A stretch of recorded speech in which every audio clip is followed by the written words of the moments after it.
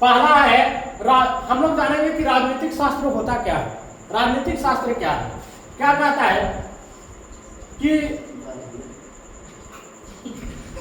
राजनीतिक शास्त्र सामाजिक विज्ञान की एक भाग है जिसमें राज्य और सरकार का अध्ययन करते हैं। यानी कि राजनीतिक शास्त्र में हम राज्य के बारे में और सरकार के बारे में, दोनों के बारे में हम क्या करते हैं? अध्ययन करते हैं। और राजनीतिक शास्त्र के पिता यानी कि राजनीतिक शास्त्र के जनक के रूप में हम अरस्तु को जानते हैं। अरस्तु को जानते हैं। अरस्तु राजनीतिक शास्त्र के जनक हैं। तो यहाँ पे देखते हैं कि राजनीतिक शास्त्र में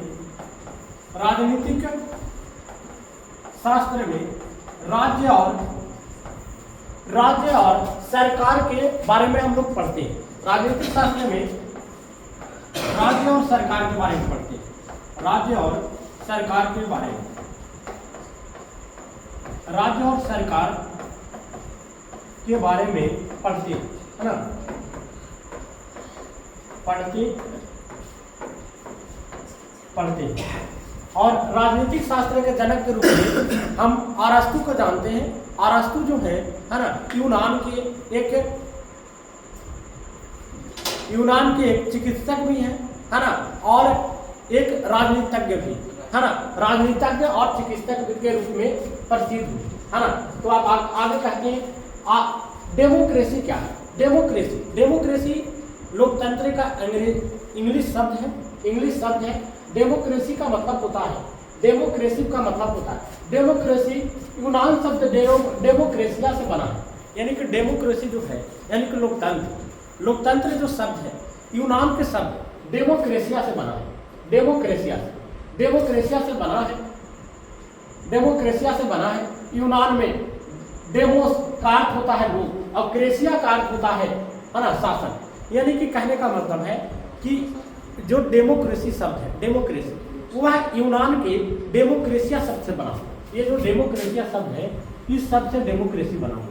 और इसका अर्थ होता है यूनान में, इसके दो टुकड़े हैं। एक है डेमोस का अर्थ है, डेमोस का मतलब है लोग। और क्रेसिया का मतलब है क्रेसिया का मतलब शासन। यानी कि कह सकते हैं हम इससे कि यूनान में डेमोक्रेसिया का मतलब होता है लोगों का शासन। लोगों का क्या होता है? शासन होता है। डेमोक्रेसी अर्थात लोकतंत्र का अर्थ होता है लोगों का क्या? शासन। यानी कि कह सकते हैं कि लोकतंत्र क्या है? तो लोगों के शासन को ही क्या कहते हैं? लोकतंत्र कहते हैं। लोगों के शासन को हम क्या कहते हैं? लोकतंत्र कहते हैं। समझ गए? लोगों के शासन को ही लोकतंत्र कहा जाता है। चलिए यहाँ पे देख रहे होंगे लोकतंत्र के बारे में जानेंगे। शासन का वह रूप जिसमें जनता शासकों का चुनाव करती है। यानी कि कहने का मतलब है शासन का वह रूप जिसमें जनता सरकार का चुनाव करती है। जिसमें जनता सरकार का चुनाव करेगी उसे ही हम क्या कहते हैं? लोकतंत्र कहते हैं। यानी कि कह सकते हैं कि अब्राहम लिंकन के अनुसार लोगों के लिए, लोगों की और लोगों के द्वारा चलने वाला शासन व्यवस्था को ही क्या कहा जाता है? लोकतंत्र। यानी कि इसका मतलब हुआ कि लोकतंत्र क्या है? तो लोकतंत्र लोगों के लिए, लोगों की और लोगों के द्वारा चलने वाला क्या है? शासन व्यवस्था, है ना। ये शब्द कौन बोले हैं? तो ये शब्द बोले अब्राहम लिंकन। अब्राहम लिंकन कौन थे? तो अब्राहम लिंकन अमेरिका के प्रथम अश्वेत राष्ट्रपति थे। समझ गए? प्रथम अश्वेत का थे राष्ट्रपति। कहने का मतलब है कि काला राष्ट्रपति, अमेरिका के प्रथम काला राष्ट्रपति कौन है ना? अब्राहम लिंकन, है ना। समझ गए? तो अब्राहम लिंकन ने कहा कि लोगों के लिए, लोगों की और लोगों के द्वारा चलने वाला शासन की व्यवस्था को ही क्या कहते हैं? लोकतंत्र। समझ गए? देखिए यहाँ पे लोकतंत्र में लोग ही शासन का केंद्र बिंदु। देखिए सवाल ये 10वां में पूछता है। ये 10वां में आप देखिए यहाँ पे आएगा कि 10वां में जो सवाल पूछता है कहता है क्या कि लोकतंत्र लोगों की शासन का क्या है? केंद्र बिंदु। कहने का मतलब है कि लोकतंत्र में क्या है, लोकतंत्र में लोगों के शासन के केंद्र बिंदु कौन होता है बाबू? तो जनता होता है। जनता का एक मतलब लोग, है ना, या ऐसे कह सकते हैं लोकतंत्र में लोग के शासन का केंद्र बिंदु, माने लोकतंत्र में केंद्र बिंदु कौन है? लोकतंत्र में केंद्र बिंदु कौन है? तो कौन है भाई? लोग होता है ना। लोकतंत्र को सर्वोत्तम शासन बोला गया है। जैसे शासन, बहुत सारा शासन व्यवस्था है, जैसे आप पढ़े होंगे, मैंने जैसे आप लोग नहीं जानते हैं तो हम जरा रहे हैं कि राजतंत्र होता है, सैनिक व्यवस्था होता है ना, लोकतंत्र होता है ना, समझ गए? तो इस तरीका से क्या होता है कि तानाशाही शासन भी होता है। तो आप यहाँ पे देख सकते हैं कि लोकतंत्र जो होता है उस सर्वोत्तम, दुनिया में जितना भी शासन व्यवस्था है उस सभी शासन व्यवस्था में सबसे सर्वोत्तम शासन व्यवस्था क्या है? लोकतंत्र। समझ गए? अगला जो है, भारत कैसा देश है बाबू?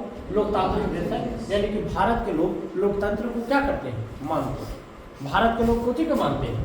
लोकतंत्र को मानते हैं। तो यहाँ पे अब यहाँ से सवाल आता है, ये सब जो 10वां में ये सब सवाल आता है ना, कि लोकतंत्र में लोगों के शासन का केंद्र बिंदु, है ना, लोकतंत्र में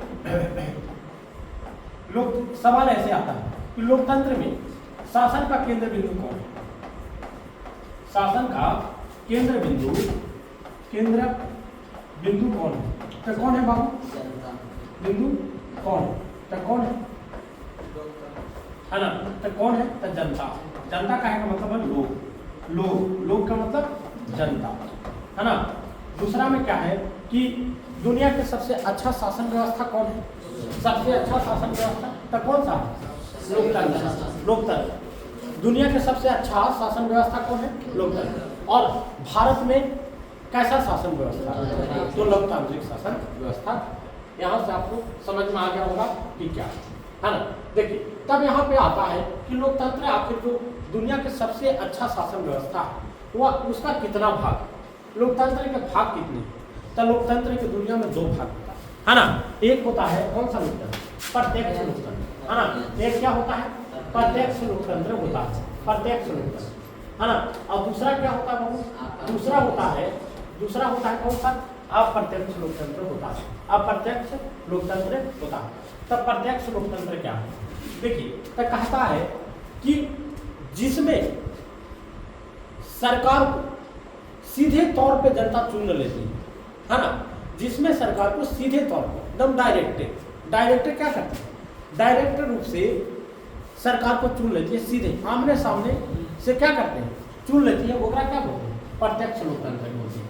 और कहता है कि वैसा शासन व्यवस्था जिसमें सरकार को प्रतिनिधि के माध्यम से क्या करते हैं?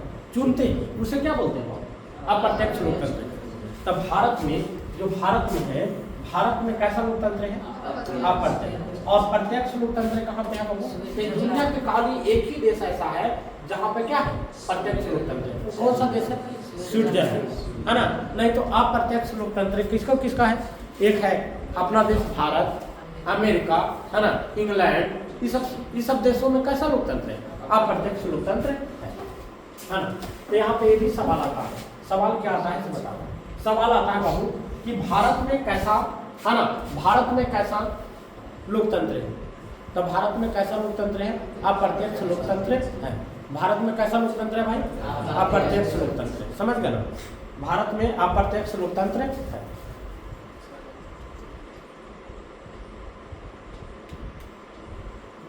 तो देखो